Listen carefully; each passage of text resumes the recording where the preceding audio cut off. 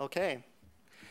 Now that we're this core group, we're focused, we know what we need to do, and we're going to hear a terrific context-laying session from Mary Wingert. And Mary is going to talk a little bit about the cultures of Minneapolis and St. Paul. And Mary is and also just a gift here to the Twin Cities. She's a professor at St. Cloud State University, and we'll turn things over to her.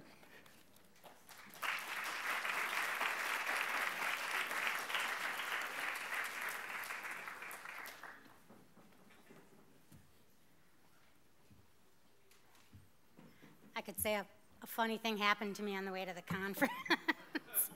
But I think I can stay upright for a half an hour or so.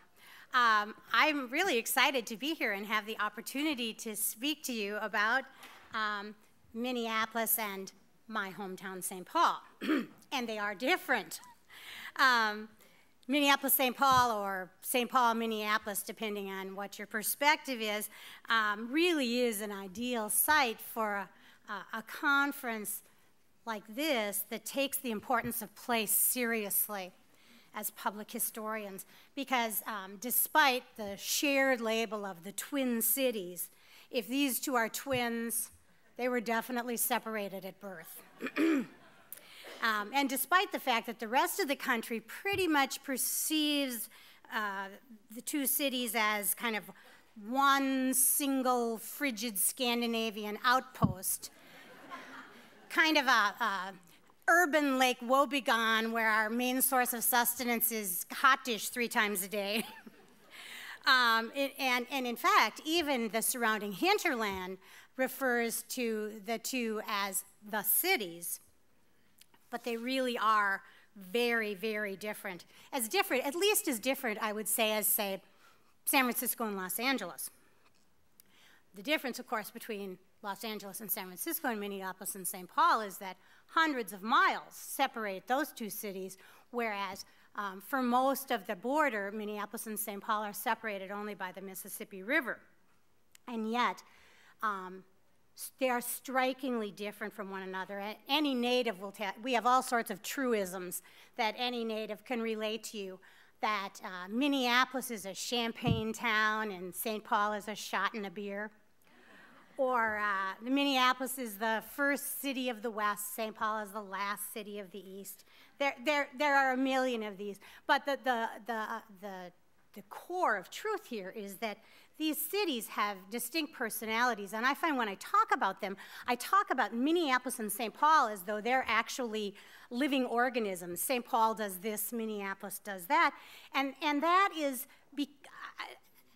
intentional, because I do believe that places have personalities, and that those personalities, those collective identities, those collective personalities create a culture that is just as much a part of how social relations interact in the environment as, say, politics or religion or race. That place is actually a constitutive element in the resulting culture, and this place here is a wonderful site to test that, and prove that I'm right, of course.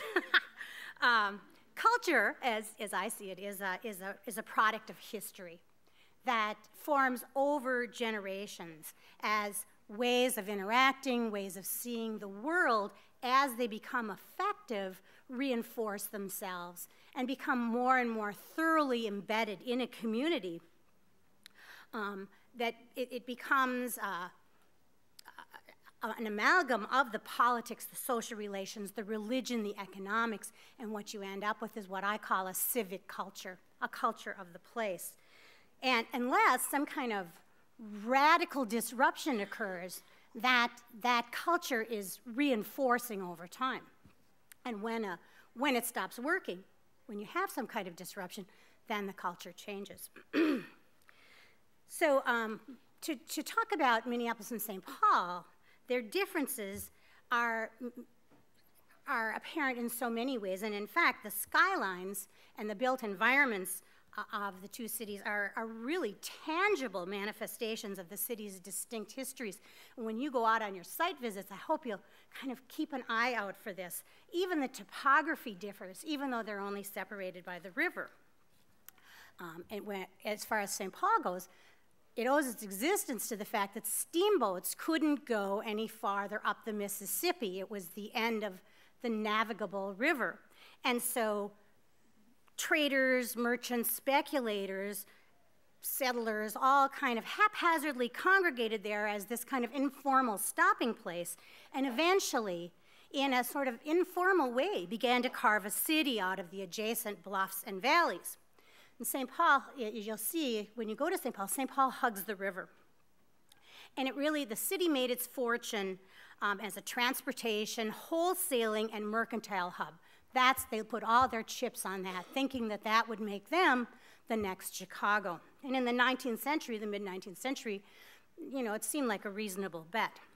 It was also the stronghold of the Democratic Party. And in Minnesota, in Minnesota's early history, it was really a one-party state at that time, territory and then state. And the political conflicts occurred between different factions of the Democratic Party.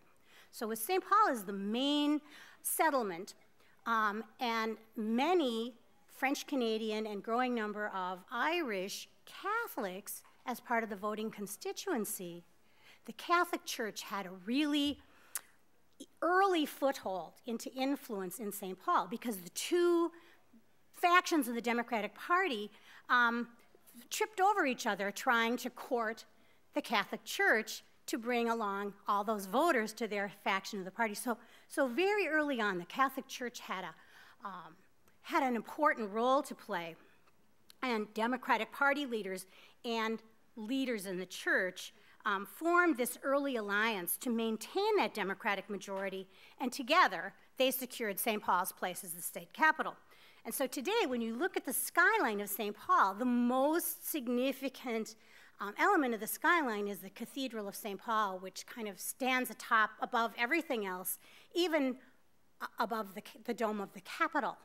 And in fact, the legend is that Archbishop Ireland, when the cathedral was being built, ordered that the cross on the top of the cathedral, that the dimensions be changed so that it would be a foot taller than the original dimensions, because he wanted to be sure that the dome of the cathedral was taller than the dome of the Capitol.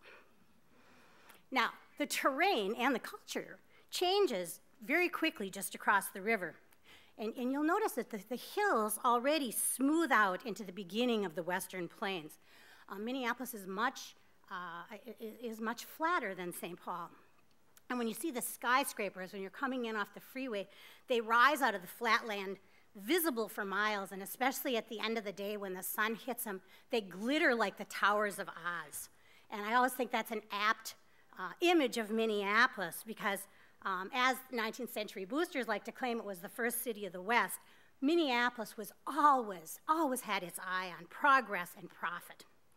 And it was established later than St. Paul because the lands west of the Mississippi weren't open for settlement until 1854. So St. Paul had about a 15-year advantage on it.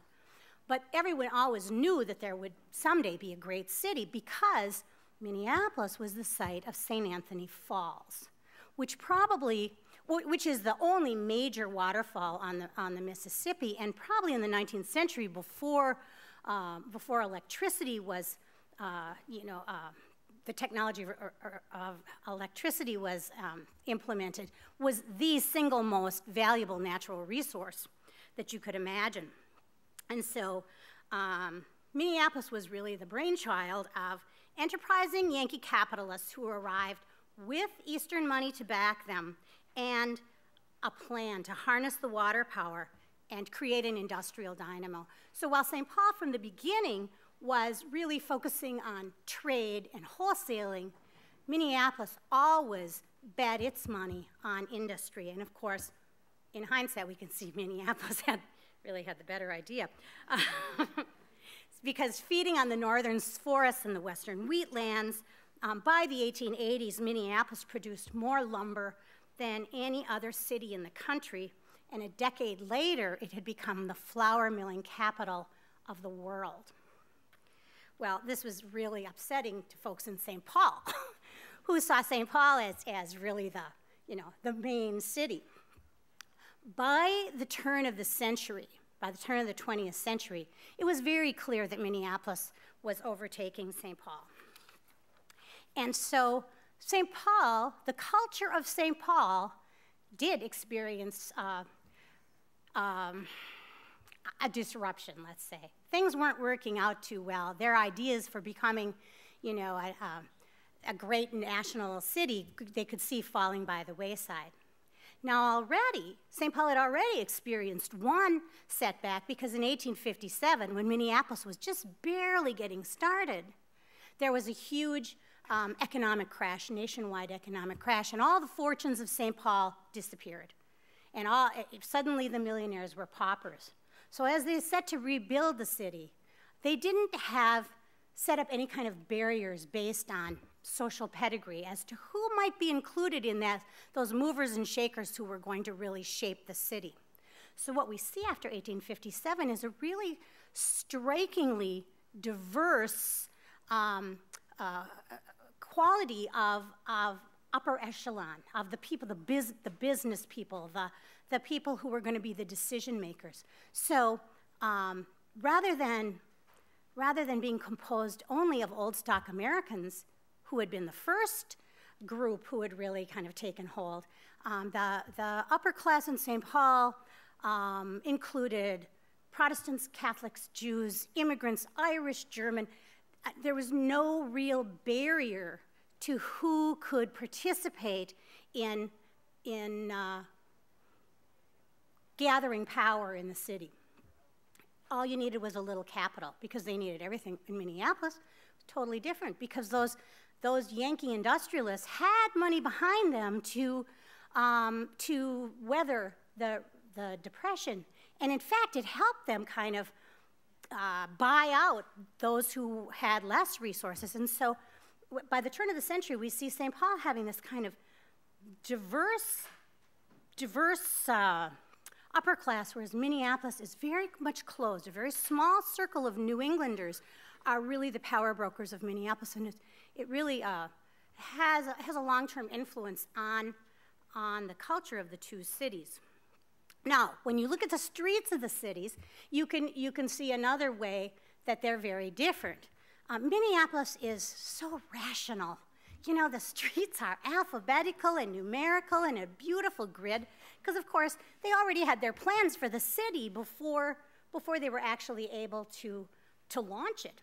But St. Paul, of course, grew fast and grew informally, and the streets were laid out by the land speculators who were busy selling the lots. So in St. Paul, a street might just change its name in the middle of the block. And of course, we're the infamous story that stays with St. Paulites is when our beloved Governor Jesse Ventura, one of the highlights of our history, was on late night TV and mentioned that the illogical layout of St. Paul streets was due to the drunken Irish, which went over really, really well at home. But you can see the difference. It's another really tangible way that you can see that the cities are different. So we think of Minneapolis as a Scandinavian town, but in truth, as late as the 1930s, no Scandinavian had held any real position of power outside of politics, because politics was the one area where numbers really mattered. So this constitution of the kind of the social order also had its consequences for politics and for labor relations. St. Paul, which was really struggling just to stay afloat, had really kind of sunk to just a regional market, and a market that depended on the very workers in St. Paul as their customers as well. In St. Paul, business and labor understood that each side had to give a little or the whole ship would sink. And so what you see is our very placid labor relations in St. Paul in a spirit of compromise.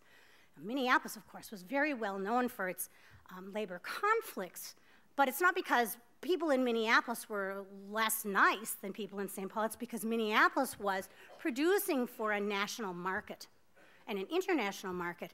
And so relations with local people, their workers, were far less important. So what we see throughout the politics of most of the 20th century, when you look at local political contests in St. Paul, it's almost always about personality. There isn't a lot of distance in political positions in St. Paul, whereas in Minneapolis, the contests are much more vigorous and really have a strong class component. So, as you might guess from all of this, they were rivals from their infancy. And this is where we really get to, what it's like to live in the cities. Well, actually what it's like to live in St. Paul, because Minneapolitans, mostly for most of my life, just ignored St. Paul. Say, well, why would anyone want to go there? And there was some truth to it, I guess. But for St. Paul, after St. Paul, the personality of St. Paul, of course, collectively speaking, after it clearly sank to a second-level status behind Minneapolis, much of St. Paul's identity became vested in how it wasn't Minneapolis. How it's not exactly an inferiority complex, but rather like, oh, Minneapolis, they have no heart. They have no heart in Minneapolis, and we are a community who really care about each other. Or we don't care about quantity because Minneapolis was producing many more goods than St. Paul was. We care about quality, and our things are better because we concentrate on producing better quality rather than more. And that rivalry, and really the two cities would almost do anything to one to harm the other, sad to say. And this rivalry only grew more intense by the turn of the century, and as Minneapolis became ever more outstanding and St. Paul kind of more in its shadow. So St. Paulites really remade their image as this last city of the East, gracious rather than grasping, neighborly rather than competitive, and as I said, defining itself, St. Paulites, all defining ourselves as fundamentally not Minneapolis. So in short, what they did is they turned economic stagnation into a cultural virtue, at least in their own minds. So in Minneapolis didn't spend nearly as much time, people in Minneapolis, worrying about St. Paul because, it was really kind of a non-issue. I always think of it more as how all the freshmen in high school knew all the seniors, and none of the seniors had any idea who the freshmen were. That's kind of how I've always seen the relationship. And in fact, I do have a couple what I think are pretty good quotes. First of all, in the 1930s, Fortune magazine did a big write-up about the cities and did declare that the most important fact to know about the Twin Cities is that they hate each other. But also, this is one of my favorite quotes of a Minneapolitan describing St. Paul. Harrison Salisbury, who was a very well-known journalist, wrote for the New York Times, grew up in Minneapolis, and his description of growing up in Minneapolis in the teens, his perception of St. Paul was that it was a haunt and a dive, populated in large part by politicians, a very lowly breed indeed, Democrats, even more lowly, Irish, another step down, and drunks. A region of dismal slums, alien people, narrow streets, saloons, and God alone knew what evils. But from the St. Paul perspective, about the same time, a St. Paul writer wrote that in a very lyrical kind of ode to St. Paul, that St. Paul is satisfied with its size, loves its wooded boulevards, curving about its sightly river. St. Paul liked things just the way they were. Now, today, of course, that world has changed. And most of the economic circumstances that fed the rivalry are no longer relevant. And, really, St. Paulites and Minneapolitans really happily partake of the amenities in one another's cities. And one last thing that I probably should mention is that the economic stagnation really turned out to St. Paul's advantage, because in the 1950s and early 60s, when urban renewal consisted of flattening everything and starting over, Minneapolis pretty much razed most of its historic buildings. Whereas St. Paul, well, there really wasn't any interest in building anything new in St. Paul, and what few, buildings got raised when I was growing up, I remember a lot of empty lots and holes in the ground downtown. But the long-term result of that is that in the 1970s, when people began to pay attention to our historic resources, St. Paul had this beautiful group of historic buildings, the neighborhoods, and the downtown as well.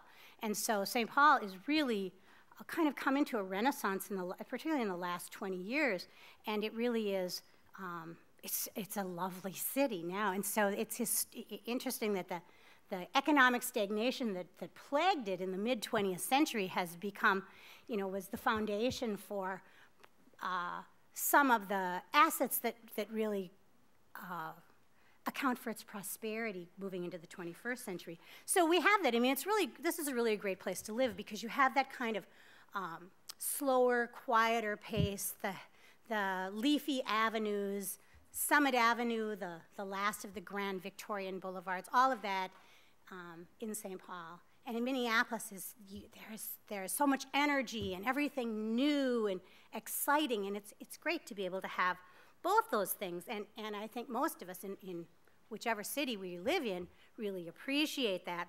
But, interestingly, even so, the cultural distinctiveness persists.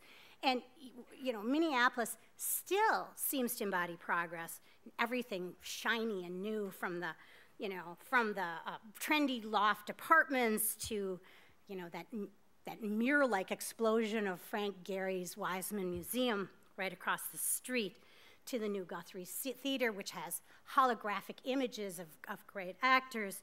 I mean, it's really kind of spectacularly modern. And in St. Paul, you can go downtown St. Paul and go to Rice Park, which is surrounded by the beautifully renovated St. Paul Public Library that takes you back to the days of the great public libraries on one side, the Ordway Music Theater, Landmark Center, which is probably the finest example of preservation in St. Paul of what was once the federal courthouse and is a center for arts. And then on the fourth side, the St. Paul Hotel, which has this long history of gracious entertaining.